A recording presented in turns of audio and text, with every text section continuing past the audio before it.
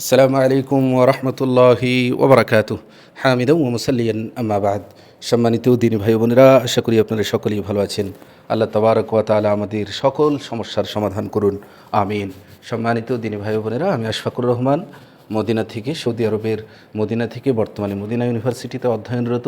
আজকে যে জায়গায় অবস্থান করছি এটা হচ্ছে দুই কিবলার মসজিদের পাশের স্থান, পার্শ্বের একটি জায়গা, যে জায়গাটি দেখতে খুবই সুন্দর, মনোমুগ্ধকর দৃশ্য এবং হৃদয় ছুঁয়ে যাওয়া দৃশ্য মনে করে আজকের এই ভিডিওটি করলাম, আপনাদেরকেও দেখার সুযোগ করে দেই।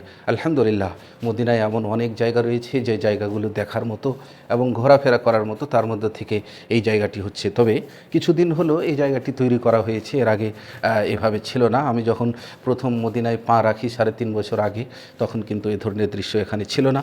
আস্তে আস্তে উন্নতি করা হচ্ছে এবং বিভিন্নভাবে জায়গাগুলোকে সুন্দর করা হচ্ছে, পরিষ্কার পরিচ্ছন্নতা বাড়ছে। আলহামদুলিল্লাহ, আমি দুই কিবলার মসজিদের পার্শ্বের যে জায়গা, ওই জায়গা আপনাদেরকে দেখানোর চেষ্টা করছি। খুবই সুন্দর দৃশ্য এবং মনোমুগ্ধকর দৃশ্য। আপনারাও যখন আসবেন তো এই জায়গাতেও আসার চেষ্টা করবেন আর এই মনোমুগ্ধকর দৃশ্যগুলো উপভোগ করার চেষ্টা করবেন। আল্লাহ যেন আপনাদেরকেও এখানে আসার সুযোগ করে দেন, হজ ও উমরা করার তৌফিক দান করেন, আমিন।